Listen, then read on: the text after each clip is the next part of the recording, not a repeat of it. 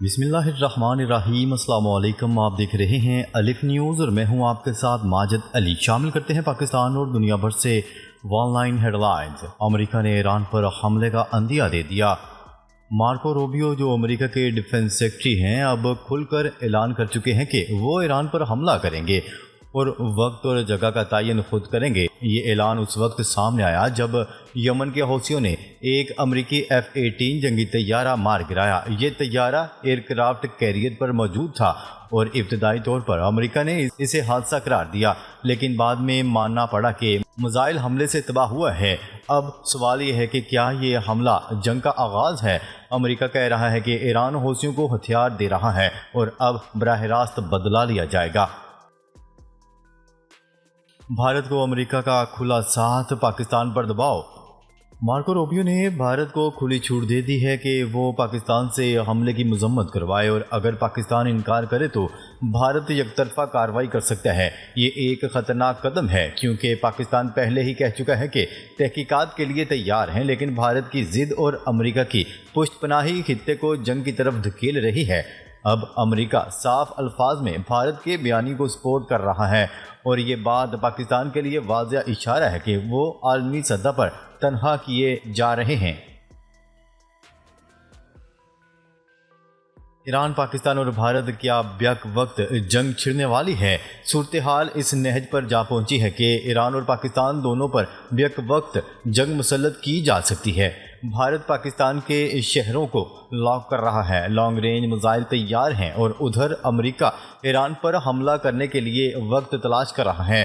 اسرائیل بھی میدان میں ہے اور چاہتا ہے کہ ایران کو الگ اور پاکستان کو الگ الجھایا جائے تاکہ دونوں اسلامی طاقتیں کمزور ہوں۔ یہ منصوبہ ایک بڑے عالمی کھیل کا حصہ معلوم ہوتا ہے۔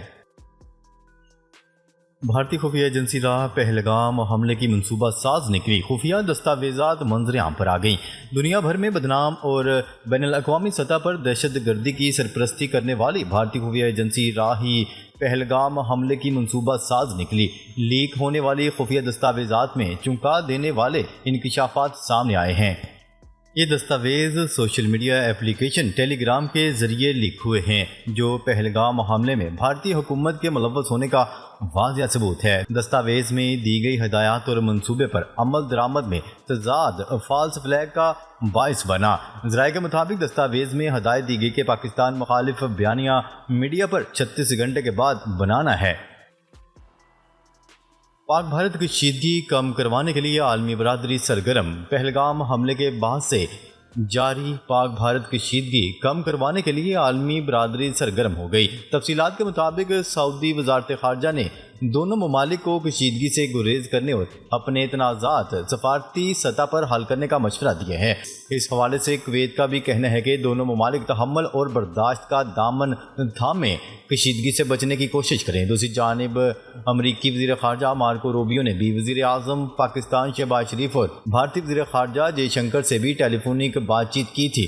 بھارت پر زور دیا تھا کہ بھارت پاکستان کے ساتھ مل کر کشیدگی کم کرے۔ بی بی سی نے پہلگام فالس فلیگ آپریشن میں بھارتی جھوٹ کا پردہ چاک کر دیا۔ ذرائع کے مطابق پہلگام فالس فلیگ حملے میں مودی بھارتی فوج اور انٹیلیجنس ایجنسیوں کی ناکامی پر تنقید کا سلسلہ جاری ہے۔ بی بی سی نے پہلگام حملے کے حوالے سے مودی سرکار اور انٹیلیجنس ایجنسیوں کے کردار پر سوالات اٹھا دیے۔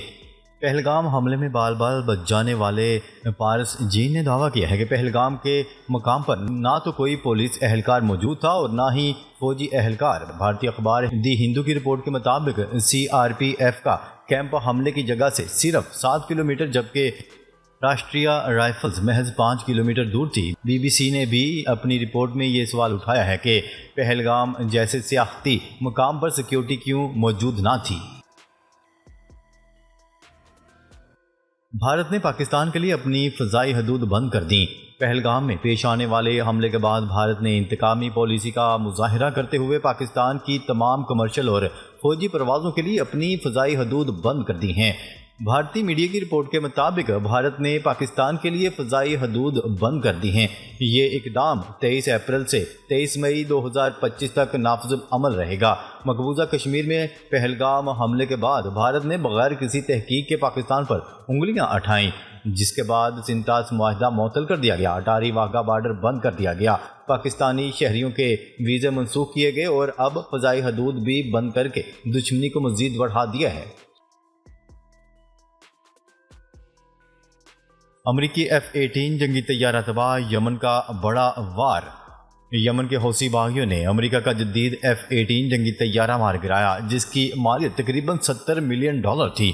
یہ طیارہ امریکہ کے ایئر کرافٹ کیریئر سے اڑا تھا اور ابتدائی طور پر امریکی میڈیا نے خبر دی کہ وہ خود گر کر تباہ ہوا، لیکن بعد میں انٹیلیجنس نے تصدیق کی کہ اسے میزائل سے نشانہ بنایا گیا۔ اس سے یہ بھی ظاہر ہوتا ہے کہ حوثیوں کے پاس اب ایسے ہتھیار موجود ہیں جو امریکہ کی اعلیٰ ٹیکنالوجی کو چیلنج کر سکتے ہیں، اور یہ ہتھیار مبینہ طور پر ایران سے ملے ہیں۔ بھارت کا جنگی منصوبہ، مودی کا خفیہ پیغام سامنے آ گیا۔ بھارتی وزیر اعظم نریندر مودی نے حال ہی میں ایک بیان میں کہا، یہی وقت ہے، صحیح وقت ہے۔ اس ایک جملے میں وہ سب کچھ چھپا ہے جو بھارت کرنا چاہتا ہے، یعنی پاکستان کے خلاف حملہ، لانگ رینج میزائل، شہر لاک فوجی تیاری اور امریکہ سے حمایت، سب کچھ تیار ہے۔ جس پر جے شنکر نے بھی کہا ہے کہ ہم پاکستان کے دہشت گردوں اور ان کے ہینڈلرز تک پہنچیں گے، یعنی اب کی بار بھارت صرف لائن آف کنٹرول پر نہیں، پورے پاکستان کو نشانہ بنانے کا پلان رکھتا ہے۔ اسرائیل کا خفیہ منصوبہ، ایران اور فلسطین دونوں کو مٹانے کی تیاری۔ نیتن یاہو نے کھل کر اعلان کر دیا ہے کہ ہم ایران پر حملہ کریں گے، چاہے امریکہ بات چیت کر رہا ہو یا نہیں۔ اسرائیل کی نظر میں دو طاقتیں خطرناک ہیں، ایران اور پاکستان۔ ان دونوں کو الگ الگ محاذوں پر الجھانا ان کا مقصد ہے، تاکہ فلسطین میں اسرائیل کھل کر کارروائی کر سکے، جبکہ دنیا ایران اور امریکہ کی جنگ میں الجھے تو غزہ مکمل طور پر اسرائیلی قبضے میں چلا جائے۔ یہ سب ایک گریٹ گیم کا حصہ لگتا ہے۔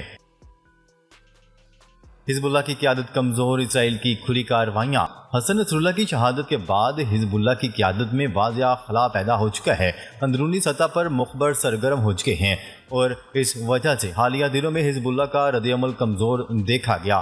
اسرائیل نے اس موقع سے فائدہ اٹھا کر لبنان میں متعدد حملے کیے اور کسی رد عمل کے بغیر کارروائیاں کیں۔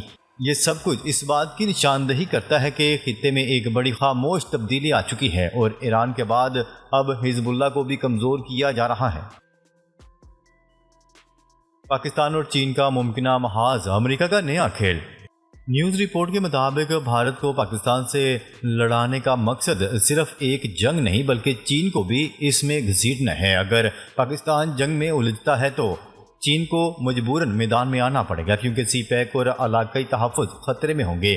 یہی امریکہ چاہتا ہے، چین، پاکستان، ایران تینوں الگ الگ جنگوں میں الجھ جائیں اور اسرائیل، امریکہ، بھارت کا بلاک مکمل کنٹرول حاصل کرے۔